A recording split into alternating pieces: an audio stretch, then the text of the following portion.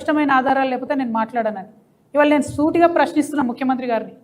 మీకు గుంటనక్క గారికి, గుంపు మేస్త్రికి గుంటనక్కకు ఏం కూడా లండన్లో లాలూచి జరగకపోతే మీరు అర్జెంటుగా quit pro quo case file చేయాలి హరీష్ రావు గారి మీద. ఎందుకోసం చెప్తున్నా, నారాయణ చైతన్య 2 కాలేజీలలో, దాంతోపాటు ఆయన మంత్రిగా ఉన్నప్పుడు, ఆయన ఆరోగ్య శాఖ మంత్రిగా ఉండే, KIMS, Yashoda, Apollo, Basavatarakam, Omega, Aurobindo, doctor Reddy's, Virinchi, Kamineni, ఈ అన్ని హాస్పిటల్స్ వాళ్ళ సొంత పాల కంపెనీలో మిల్చి వెబ్సైట్లో పెట్టింది. నేనేమో కథలు చెప్తలేను. అంటే ఒక ఆరోగ్య శాఖ మంత్రిగా పనిచేసేటటువంటి వ్యక్తి వారి సొంత కుటుంబ సభ్యులు, వారి సతీమణి నడిపేటటువంటి కంపెనీ ద్వారా ఈ అన్ని కంపెనీలకు, ఈ అన్ని హాస్పిటళ్లకు పాల సప్లై చేస్తున్నారండి. అంటే చిన్న సన్నకు కాదు, తెలంగాణ ప్రజలకు నేను లెక్కలతో సహా చెప్తున్నా. ఈ హాస్పిటల్స్కు కోట్ల రూపాయల పాలను సప్లై చేశారు.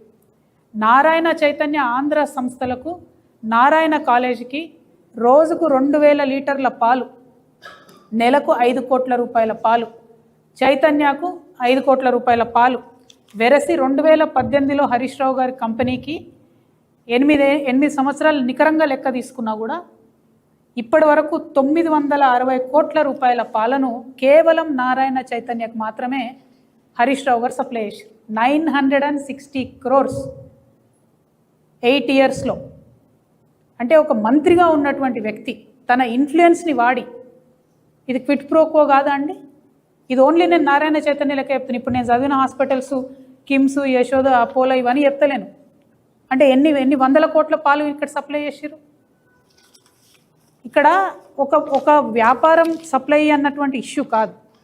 ఇక్కడ ఇష్యూ ఏంటంటే హరీష్ రావు గారు పాల వ్యాపారం పెట్టింది 2018లో.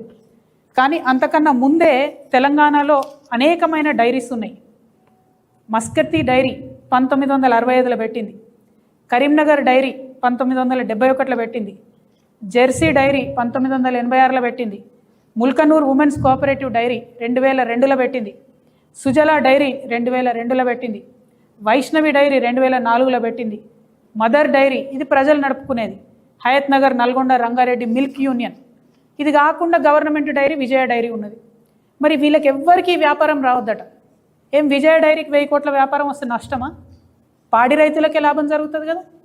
నేను ముఖ్యమంత్రి గారిని విస్పష్టంగా డిమాండ్ చేస్తున్నా, మీకు హరీష్ రావు గారితో గుంటనక్కతో ఏం లాలూచి లేకపోతే, లండన్లో ఏం అగ్రిమెంట్ జరగకపోతే తక్షణమే జీవో రిలీజ్ చేయండి.